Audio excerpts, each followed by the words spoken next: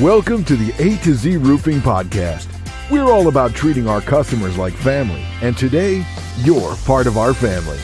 Now, here's your A to Z team.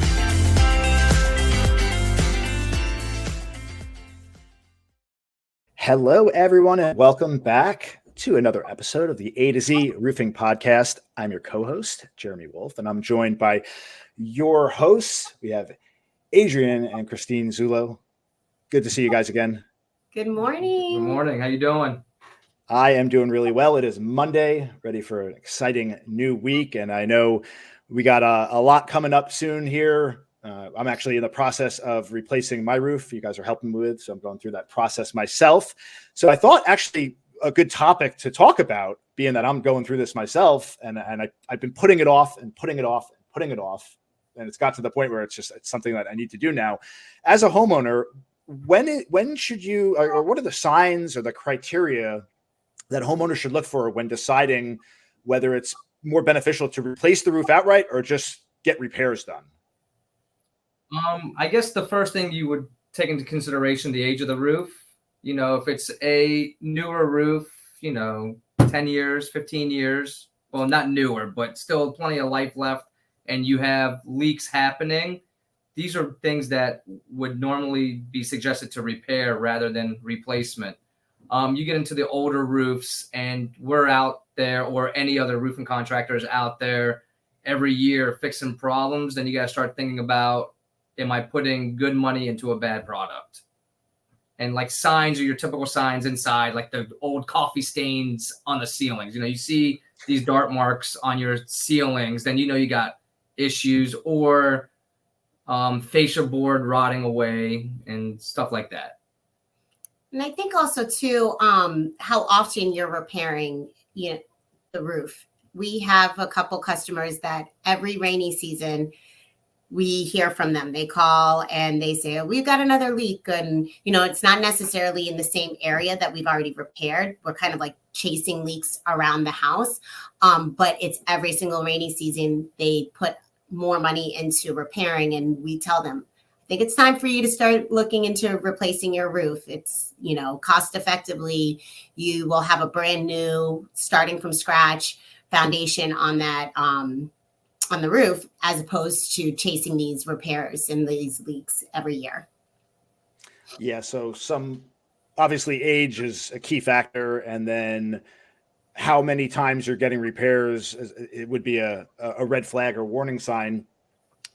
How can homeowners conduct maybe, I don't know, like a cost benefit analysis to determine whether investing in all these repairs makes financial sense as compared to a full roof replacement? Like if they're just minor, if it's a lot of minor issues that are happening, right? If it's just a little minor thing versus more expensive things, at some level, like you're gonna have to replace the roof anyway. So it would make sense just to get it done.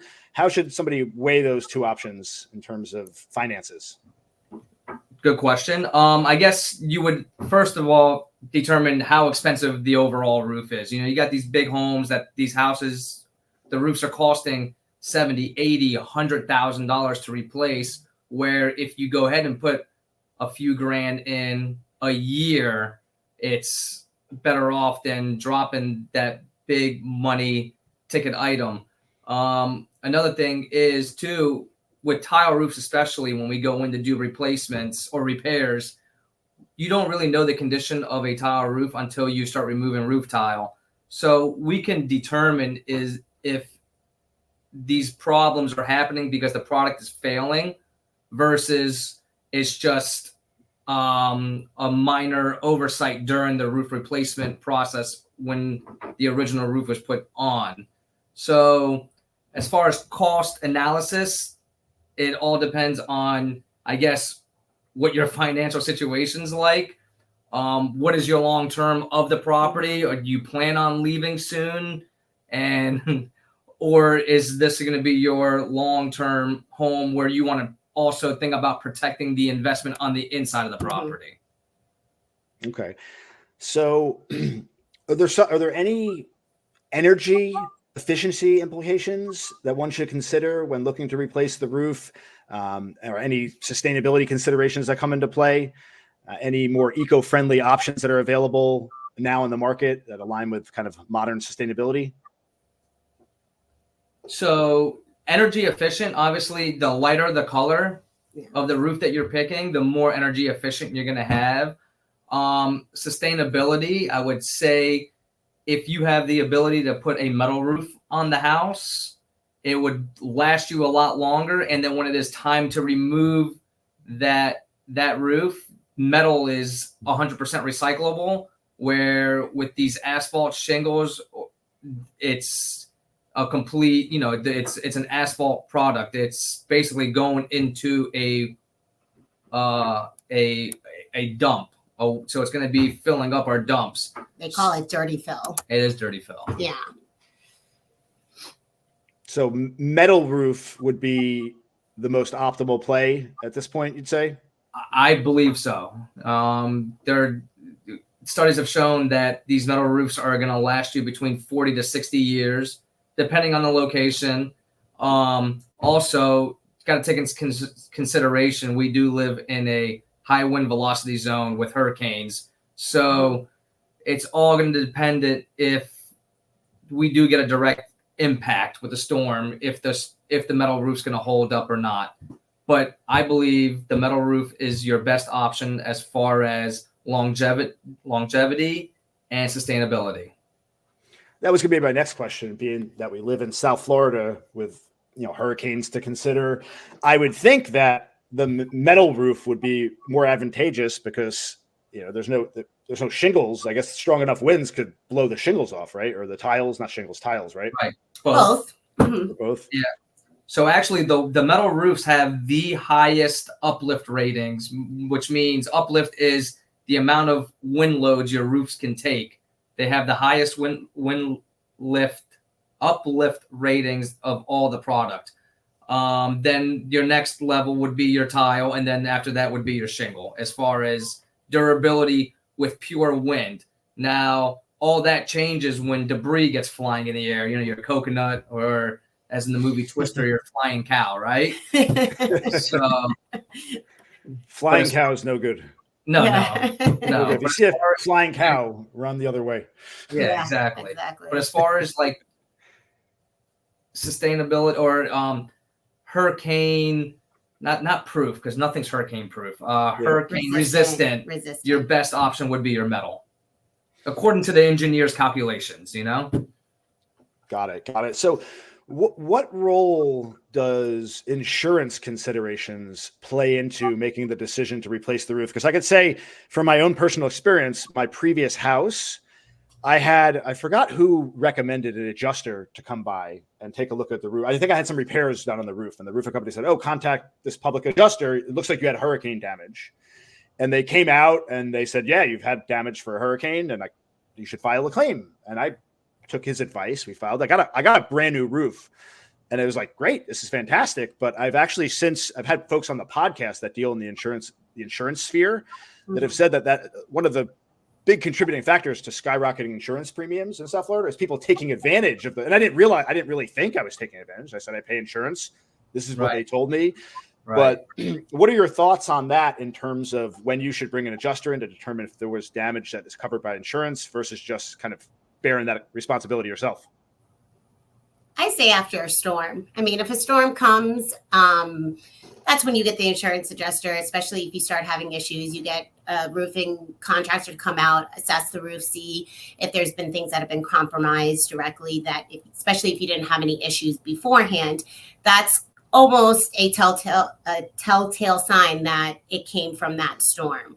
Now, we live in Florida, so we have storms yearly, and we have and it's not even necessarily a hurricane or a tropical storm, but just high wind storms every season. And so sometimes it's hard to say and pinpoint directly if it was a specific storm or if it's just living in the environment that we live in. So, well, with that being said, also, sometimes when these storms do roll through, it doesn't show, your roof is compromised immediately. Mm-hmm. And you may not see an effect of the storm until a couple years down the road when you are getting multiple issues. So we've also seen that too. But as far as when to call an adjuster, I would always call to get, like Christine said, get someone over there to evaluate the situation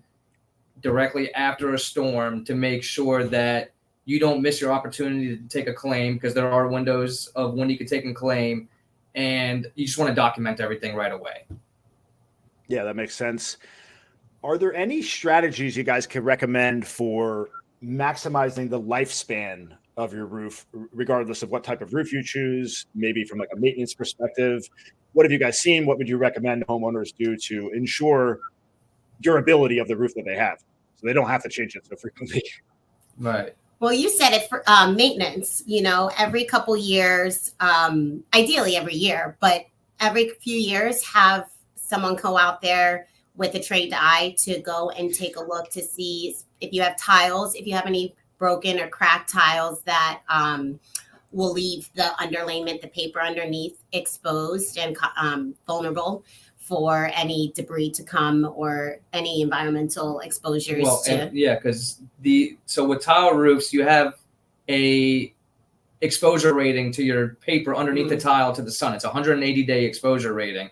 So if you have cracked tiles, broken tiles, now that sunlight is hitting your house consistently, in which you want to avoid immediately because it will compromise your roof. Another thing that is huge down here is your HOAs are forcing homeowners with dirty tile roofs to clean their roofs. Yeah. And a lot of companies down here, they use bleach and chlorine, which is a big no-no. I mean, you will accelerate the life of your roof and it will destroy it. And we're seeing it when we're tearing off roofs. You can see the bleached underlayment or the chlorinated underlayment that is completely cracking and it's turning white as well. And also would rust the perimeter metal in your vents and whatnot. That was actually going to be my next question about how often should you clean the roof, and then pressure cleaning versus soft washing. I had a pressure cleaning company, Pressure People. I don't know if you know Sean Darcy.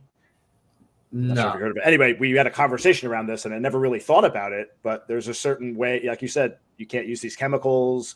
I think he said that it's one or the other. You're not supposed to pressure wash. You're supposed to soft wash, or vice versa. The roof, you could damage it. Right. Well, so there are there are products out there, and a big one is Rooficide that you apply to your roof before your roof gets dirty. And what it is you put this product on your roof tile, and it's safe for the ecosystem. It's safe for your pets. It's safe for the roof. And you apply this product to your roof tile or even your roof shingle. And every time it rains or you get dew, it activates an ingredient in the product and washes down your roof. And they give you a 2-year clean-free warranty. But if your roof gets dirty, then you're going to have to pressure wash it off and then put this product on. Mm-hmm. But with that being said, there are certain roof tiles that have like a slurry on it, like it's like a paint that you can't use this. Yeah, you can't use this product on because it doesn't penetrate the tile or the concrete, and it will actually discolor your roof tile. So those are the roofs that you would have to pressure wash, in my opinion. And when he says pressure washing, it's a low pressure. You definitely don't want to use a high pressure cleaning system. So you could damage the tiles or the shingles or whatever. Correct. Yeah, interesting. Yeah, so I think it's important. All these things we're talking about is important. Ideally, from where I sit as a consumer, I strive to have somebody in each industry that provides service to me that I feel confident and comfortable with, where when I call them to come out to my house to give me their opinion, I don't have to worry about whether or not they're trying to push me into a new roof to make more profits. They have my best interest at heart, and they can come out and say, look, this is what's best for your financial situation. And I know that that's what you guys do with your business. So it's really nice to have you guys on my side to deal with these issues for sure. Yeah, we got your back. Is there anything else that you guys would like to share before we wrap this segment up?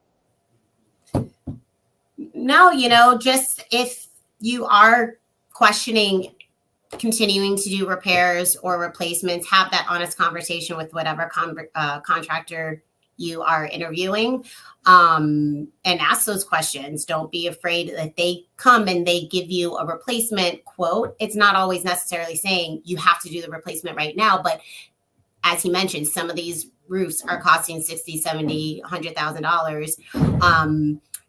Even if it's $20,000, $10,000, it is a budget that you have to plan for, so you can start saving and preparing in the next coming years if that's something that's going to be in your near future.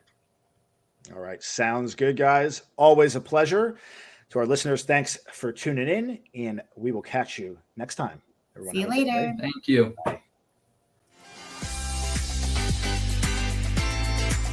Thank you for joining us on another episode of the A to Z Roofing Podcast.